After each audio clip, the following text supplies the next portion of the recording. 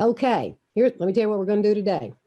I'm going to finish chapter 5, and then we're going to look at the homework problems for chapter 5. So let me find what I want. Chapter 5. And put that down. Go.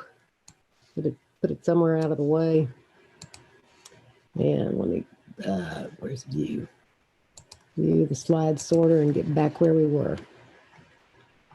Okay, we're going to pick up with part 2 on the current slide. Okay, in this part, we're going to look at uneven cash flow streams, rates of return, and amortization. This part is shorter than the first part. Now, uneven cash flow streams, we're going to deal with these a lot because we're going to be looking, remember what our end game is. We're looking at an investment project or an investment opportunity to decide whether we should do it or not. Okay, an investment opportunity is going to have a cost, a times 0 negative outflow cost, and then a series of inflows, which typically for like a business opportunity are not going to be the same every year. That's an uneven cash flow stream. We can use the basic formula. You can do it by hand. Fortunately, your calculator has a built-in cash flow worksheet, and you can do it in Excel. Now, that's what an uneven cash flow stream looks like. The cash flows for each year are not the same.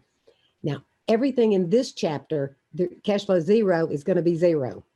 We're not going to get to having the negative in cash flow 0 until we get to chapter 11, that is. So for right now, cash flow 0 is always 0. You could just discount each one back and add them up. You discount it back, divide by 1 plus the interest rate, raised to the power of whatever period it is. That's the same for all of them. Or you could do each one in your calculator using the TVM keys and add them up. However, your calculator has got a cash flow worksheet. Look at it right there. It's right to the right of the second key. It says CF. You do have to clear this. You press that, excuse me, and then press second and clear work. Now, when we looked at the TVM keys, you could clear them all each time, or you could just put values in 4 out of 5 and solve for the 5th one. The worksheet is different. Think of the worksheet is more like a column in Excel. I think in this calculator, it's got 27 or 30 entries. Do you remember how many you entered the last time you used it? Because they're all still there. So to be safe, you just start off by clearing it. It's going to display, that's not, but it's going to display cash flow 0, which for us is going to be 0 in this chapter. You enter it, it's going to be an outflow going forward. You have to press the enter key. On the TVM keys, you didn't have to. You just hit 3N5IY. Here, you have to press the enter key. Then you use the down arrow to go down. Like I say, just like a column in Excel, you move down. The next item is cash flow 1. You enter an amount, enter, and the down arrow, and it's going to show a counter. We're going to look at an example of this in just a minute. FO1. The default value is 1. It's letting you do is if sequential cash flows are the same. Say the cash flows, like I said, we just looked at, 100, 300, 300 minus 50. For that 300, you could enter it twice, or you could enter 300 with a frequency of 2. Repeat for that, press NPV. There it is right there. It's going to show an I on the screen. It's asking you for the discount rate. You enter the rate, press enter, down arrow, press compute. Now, normally I would do, I'm going to put it all up and see if I can't do this. Let me see if I can achieve this. I want my little calculator right over there. If I share my screen, are you seeing both the slide and the calculator? Hello? Yeah. Yes, ma'am. Okay, good. I just finally realized, I thought, you know what? I can do this when I'm in my classroom. How come I can't make it work here? Okay, let's go through this. Hit CF. There's CF0. Hit second, and clear work down at the bottom. Cleared it all out. So you have 0 is 0. So I really don't have to hit enter. I can hit the down arrow. Cash flow 1 is 100. 100. Press. It's only 100. When I hit enter, it goes to the 4 decimal places. I hit enter and go down. Frequency 1 is 1. I don't have to enter it. I can and just press down. Cash flow 2 is 300. Enter and down. I could do a 2 here. Unless you've got a lot of them, it gets it out of sync because then it's cash flow 1, cash flow 2 is 300 twice, and cash flow 3 is the 50.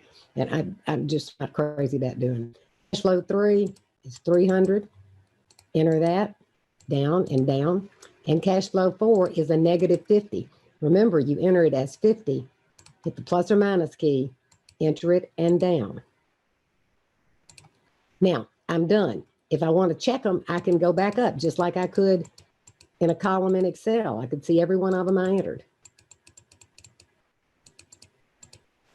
Hit NPV. It asks for the discount rate. It's 4, whole number, enter it, down, compute. There it is. Did everybody do that? Did everybody get that number? Yes, ma'am. Okay, good deal. Okay, let me go back from the current slide. We are going to use this a lot. The main key with this thing is with using the worksheet. And we are going to use one other worksheet, but it only 3 entries. Is to get the hang of hitting enter. If you don't hit enter, the number's not in there. That's the most likely mistake to make. You could do it in Excel or do each one individually and add them up. And Excel has an NPV function. I've made it negative to make it come out. Add those up. Now, will the future value of a lump sum be larger or smaller if it's compounded more often? It's going to be larger. The more often you compound, the larger the number is going to be because you're earning interest on interest more often. Now, let's talk about interest rates. 2 basic kinds, but actually we're going to look at 3. The nominal rate is a quoted rate. It's a stated. It's an annual rate. It ignores compound. It has to be stated in contracts, but it's an APR. It has to give you 2 things, a rate and a period, 4% quarterly, 5% annually. A periodic rate is the actual rate. The nominal rate you're not going to use in calculation. The periodic rate you are. That's the one that you're going to use. That's what you're actually being charged for each period, monthly, annual, whatever. Now, the other one is what's called an effective annual rate, or EAR, or an effective. It's the annual rate considering compounding. So you take the APR that's quoted to you and convert it to an effective annual rate. There. 4% semi-annual, they're actually charging you 4.04, or you're earning 4.04. There is an Excel function for it. Now, what it's saying is, what you use the EAR, there's one other use for it, but the main use is to compare. Suppose one bank offers you, I don't know, 3% compounded quarterly, and another one offers you 4% compounded semi-annually. How do you compare them? The rate's different, the compounding's different. You convert them both to EARs to compare them. Here's how how it works. 4% annually is really 4.08 daily. The nominal rate is written into contracts. It's quoted by banks and brokers. It's what's on your credit thing that tells you what your interest rate is for your credit card. You don't use it in calculation. The periodic rate is what you use.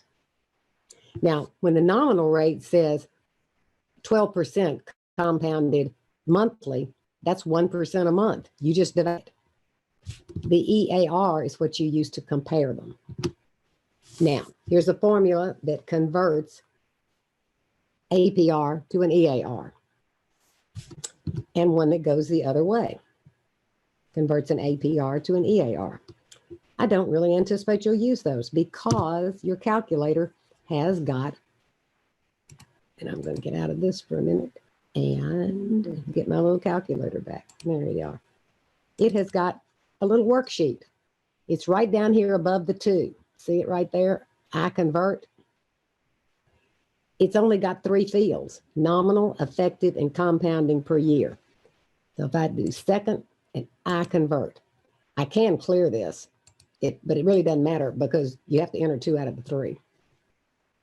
Look up here at the top. See where it says compute enter? You can either enter the nominal rate and compute the effective, or you can enter effective and compute nominal. That's what it's telling you. Go down. Same on effective. But compounding per year, you have to tell it how many times a year it's compounded. That's an enter only. And they've got one. Let me get to one here that we can, so we can do it. Okay. Well, I don't want to do that. I want to go back up. Oh, right there. Right there's where I want to go. I want you to see it happen. Okay. 4% is the rate. Compounding per year is, let's make it monthly, 12. Compounding per year is monthly.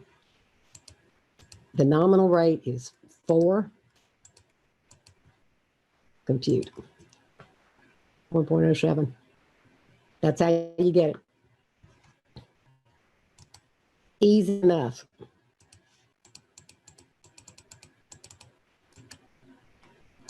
Now, you've got functions in Excel as well, effective and nominal. If you are using those, remember, the rates are decimals. They're not whole numbers. Here's the question. What's the future value of $100 after 3 years under 4% semi-annual compounding, quarterly compounding? Well, there's semi-annual.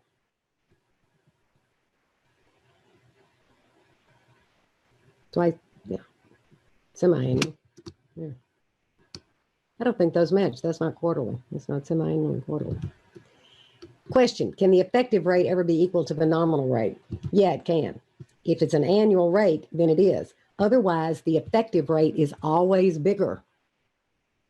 Always. Now remember, interest rate, payment, and time period have to match. If you have an annual periods, then the rate has got to be annual. The payment has to be annual. Monthly, monthly, monthly. It's got to match. Yeah, if you have an APR based on monthly compounding, you have to have monthly periods. Now here we've got a problem. It's a 3-year $100 annuity, but the rate is semi-annual. So the $100 occurs every year, but the 4% is compounded semi-annually. So you can't use a normal annuity for that. You could just do it annually. This is a short one. This would go forward 2 periods. This would go forward 4 periods. But you could convert that 4%, find the EAR, and then treat it as an annual rate.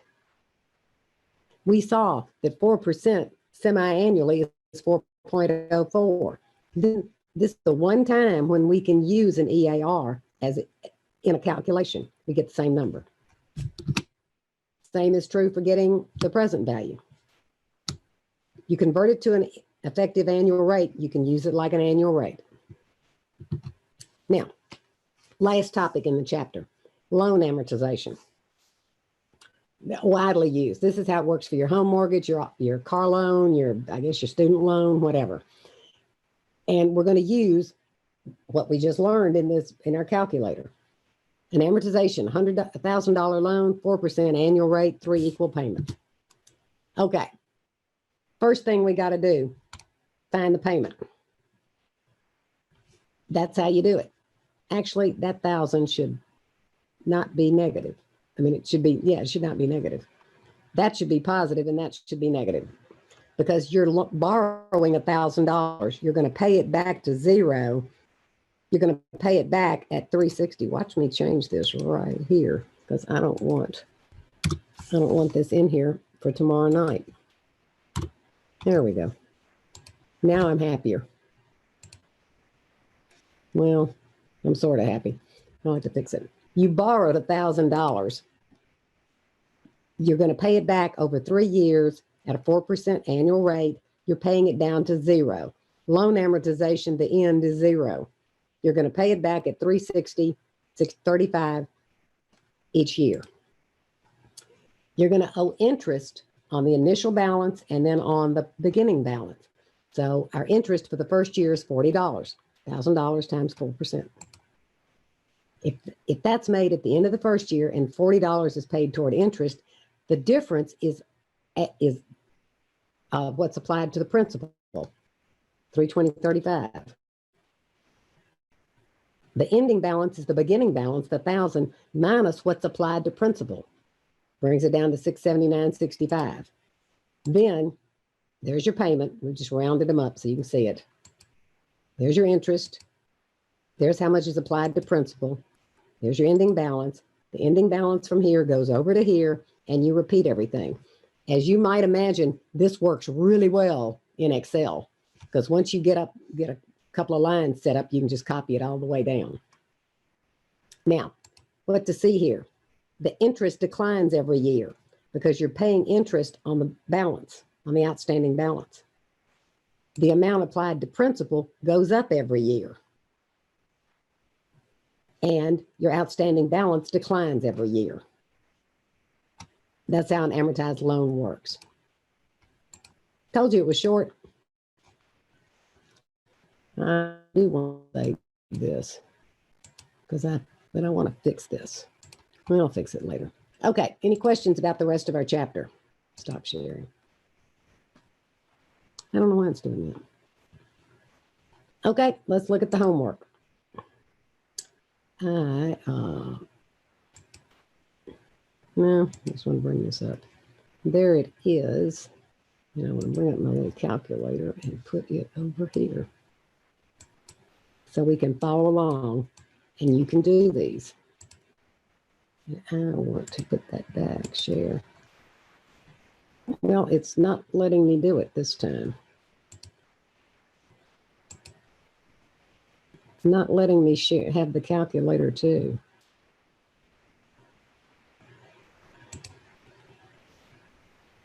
Are you seeing the calculator? No, ma'am. No. No, ma'am. Oh, why it won't let me? I'll try it again. How about now? Do you see I the can see it now. Okay, good. That's what I want. Okay. I will put the what you call them, the empty templates for these out there. But all the solutions are right there. Okay. First problem. These are just your basics. If you deposit $2,000 in a bank account that pays 6% interest annually, how much will be in your account after 5 years? Okay. 5 years, 6%. Oops.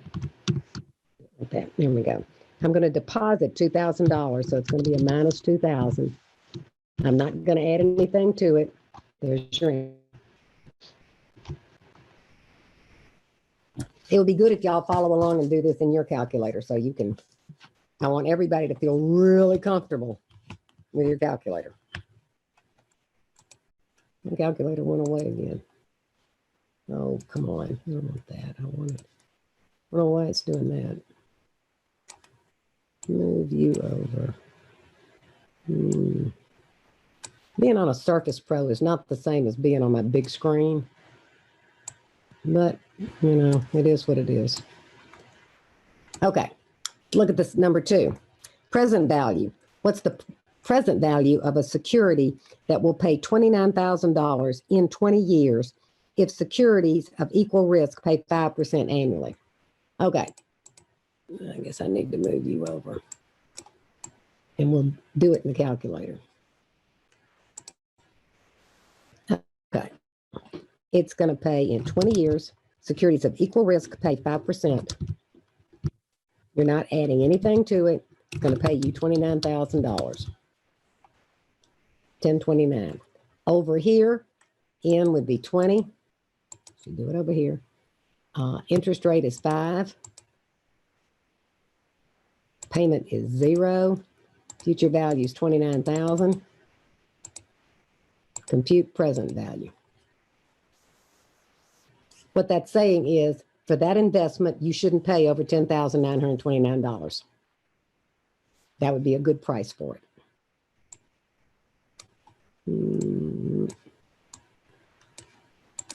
Okay. Number 3 says, your parents will retire in 19 years. They currently have $350,000 saved. They think they'll need $800,000 at retirement. What annual rate must they earn to reach their goal, assuming they don't add anything to it? Okay, they're going to retire in 19 years. They have $350,000. It's negative. They're not going to add anything to it. They think they need $800,000. And over here, they're going to retire in 19 years. They have 350. They're not going to add anything to it. They want to have 800,000.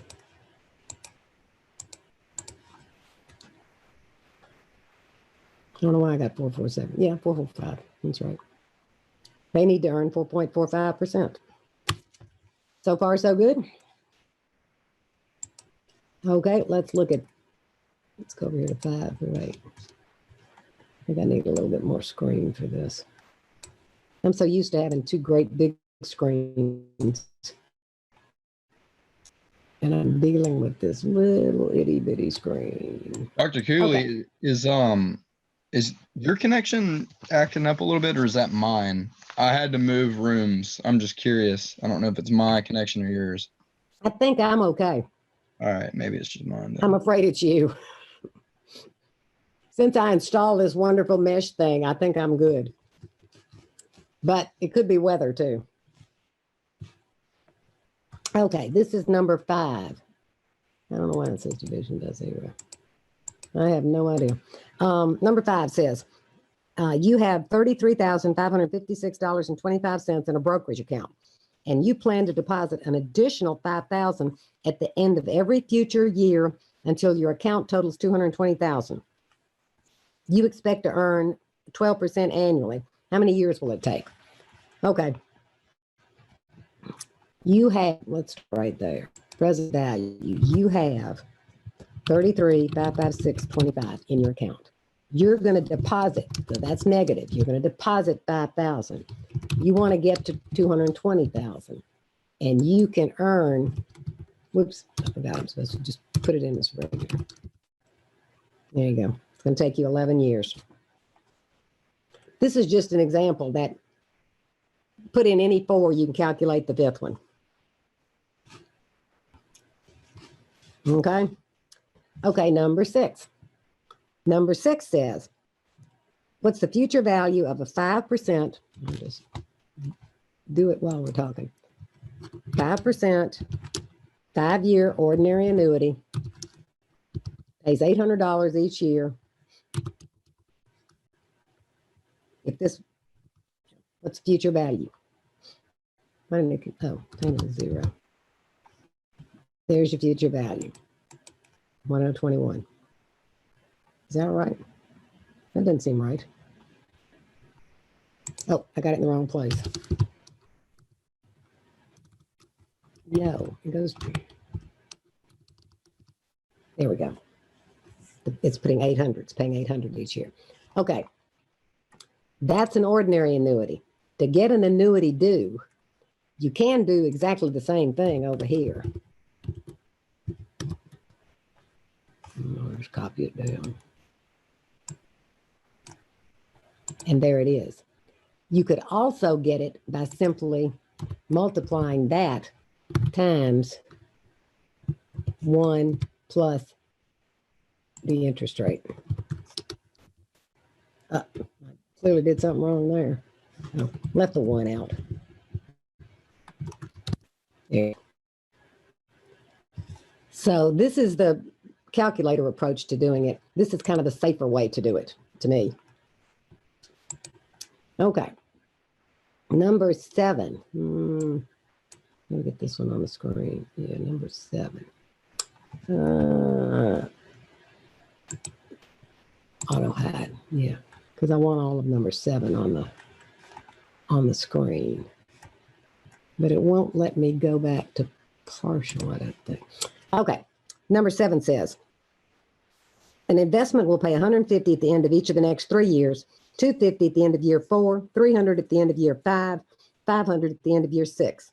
If other investments of equal risk earn 11% annually, what's the present value? What's the future value? Okay. Present value is easy. It's net present value, and that's what your calculator does. So we can just go over here and do it. You're going to use the cash flow worksheet. Second, clear work. Okay. Well, I'll have to. Oh, here we go. Cash flow 0 is 0.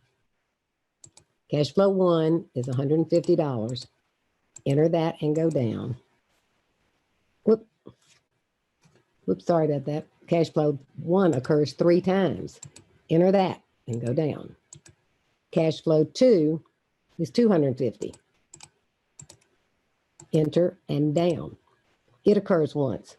Cash flow 3 is $300. Enter and down. It occurs once. And cash flow 4 is $500.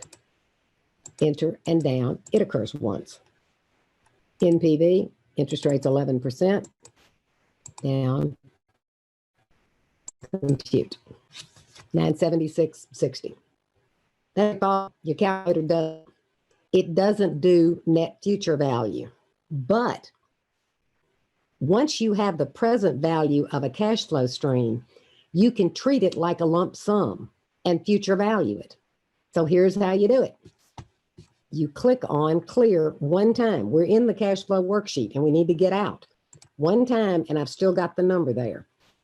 I'm going to change the sign and put it in present value.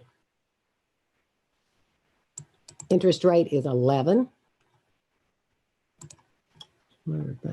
It's 6 years. I'm not adding anything to it.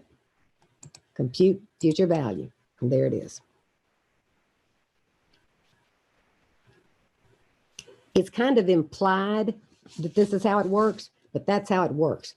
Once you've gotten the present value of a cash flow stream of any kind, but an uneven one, and you can treat it if it's a lump sum. So I treated, let me go over to the solution over here. There it is. I treated that net present value as a lump sum, put it in present value here, and computed the future value. Get my little calculator back. There it is. Okay. Number 8, it's a loan amortization. I think I can do this back again. Can I have it back? I want it all back because I want it like that. Thank you. Okay, number 8 is a loan amortization. You want to buy a car. Local bank will lend you $40,000. The loan will be fully amortized over 5 years, 60 months, and the nominal rate will be 8% with interest paid monthly. Here's the catch. What's going to be your monthly loan payment? Okay, it's 6 months. I told you that. That's monthly. So the rate has got to be monthly as well. They told you it's 8%. So this is going to be equal to 8 divided by 12. That's the rate. The present value is $40,000. That's what they're loaning you. And you're going to pay it down to 0. Whoop. Why is that not working? Why is that not working? Present value, complete payment. Future value 0. When I put it in there, but it's not working. Oh. There you go. That's better. Forgot to add that one. Make it decimal. The point is, if that's months, if you're looking for a monthly payment, then N has to be months and the rate has to be a monthly rate. And you have to make that adjustment. And is there a second part to this? What will be the loan's EAR? Okay. The nominal rate is 8%.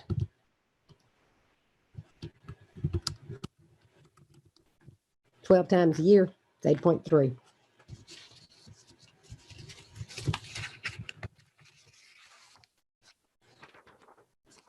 Okay, how did I get there?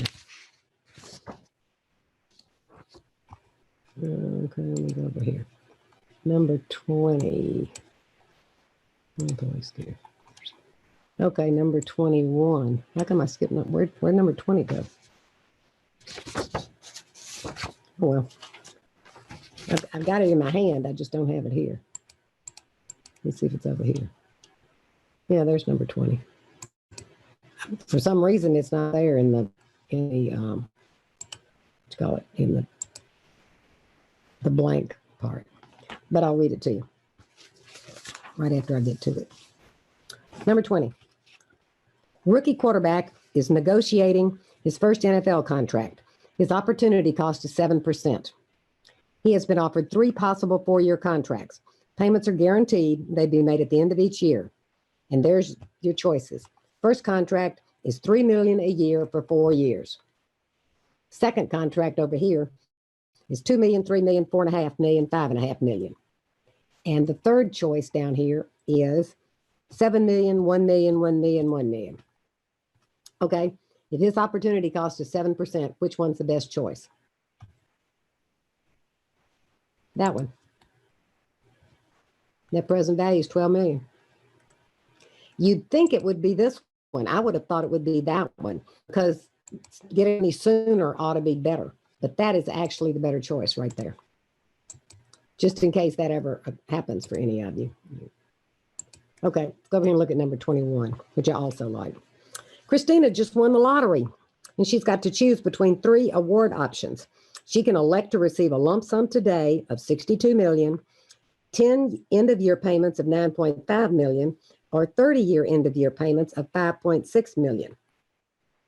If she thinks she can earn 7% annually on her money, which one should she choose? What if she thinks she can earn 8? What if she thinks she can earn 9? Oh, I'm not going to fill all those in. I'm going to go back over here and show it to you. Make it a little bigger so you can see it. Okay.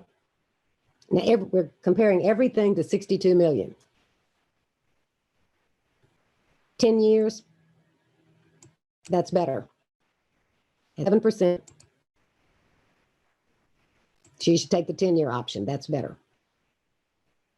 At 8%, she should take that. At 9%, she should take the 62 million. That's what she's comparing against. Okay, the 30-year option.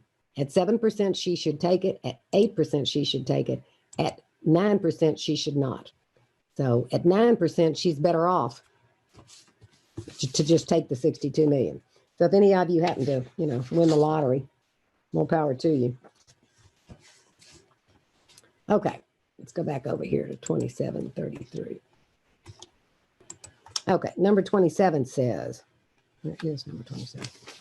I took it out of the book so I can, oh, here we go. Bank A pays 2% interest compounded annually, while Bank B pays 175 compounded daily. Which bank should you choose? Okay, Bank A, the nominal rate is 2, and compounding per year is 1. So it's 2%. Bank B pays 1.75, but they compound 365.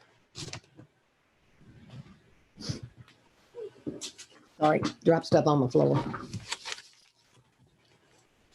Okay, and the last one we're going to look at, well, we zipped through this, didn't we? Number 33. It's another future value of an uneven cash flow stream.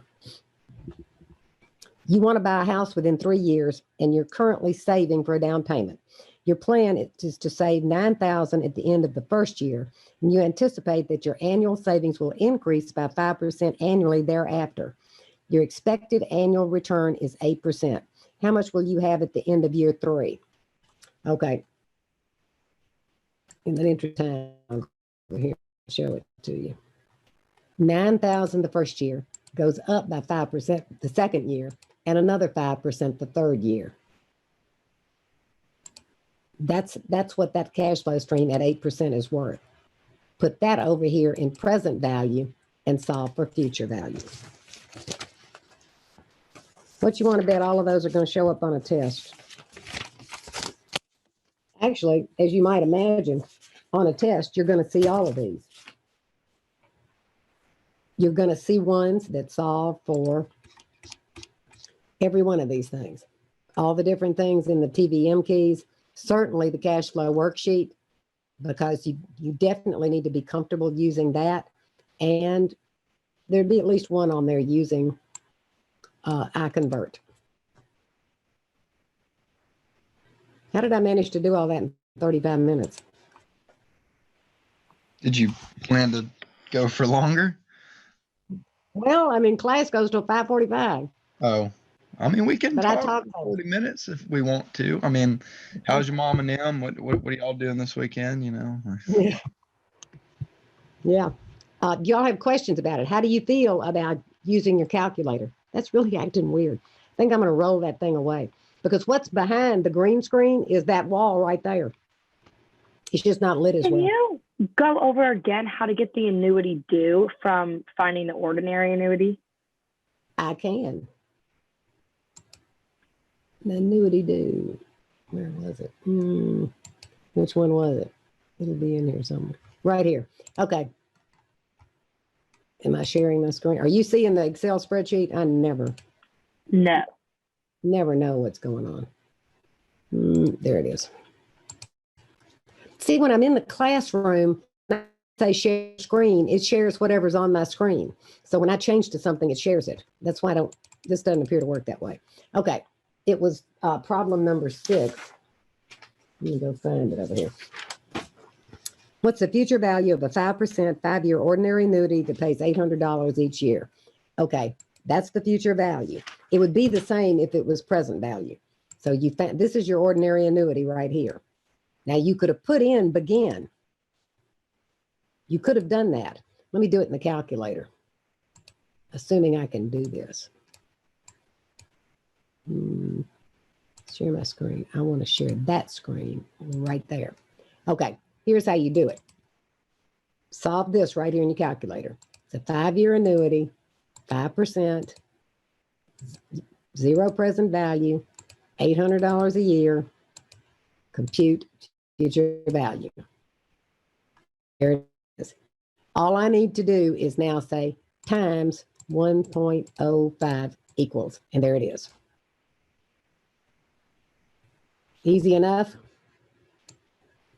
And was that because it was 5 years or 5 was the interest? The interest rate Okay. is the interest rate. Let me find the slide for you. I want slide sorter.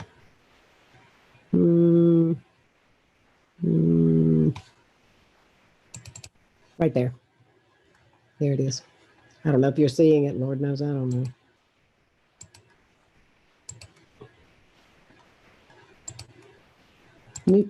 Give me the screen. I swear. There it is. Yeah, see, it doesn't do it. There you go. It's because it's the interest rate. And that's just such an easy way to do it. And in your calculator, it's an easy way to do it in your calculator too. Okay. You probably not, the TVM keys are usually not much of an issue. What you definitely need to practice on is using the cash flow worksheet. Make sure you're comfortable doing that. Doing the, let me cruise on down to it here. You're comfortable doing the enter and down, enter and down. That's, you just kind of have to get the hang of doing that. Because like I say, if you don't do it, the number's not in there. It's not in your calculator. Obviously, you'll get a wrong answer. You need to use the plus or minus key right there. Slideshow. In the current slide. Yep. Get it all up there. This right here, you don't enter negative 50, you enter 50 and change it to negative. Use that plus or minus key down at the bottom. You need to make sure you're comfortable doing that because we're going to use it a lot. We're going to use time value of money a lot. It is probably the most fundamental concept in finance. You need it. You need it for this class. You need it, period. The good news is your calculator does it pretty much. Okay, other questions?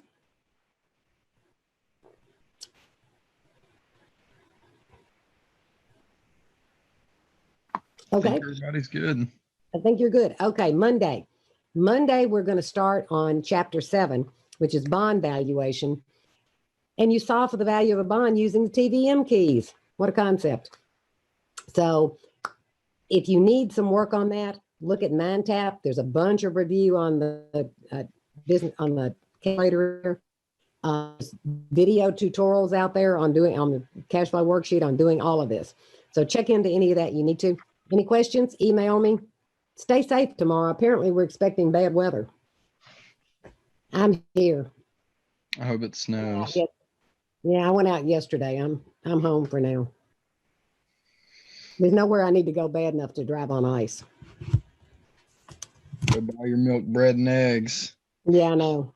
Let me tell you, I worked for Malone and Hyde Wholesale Food.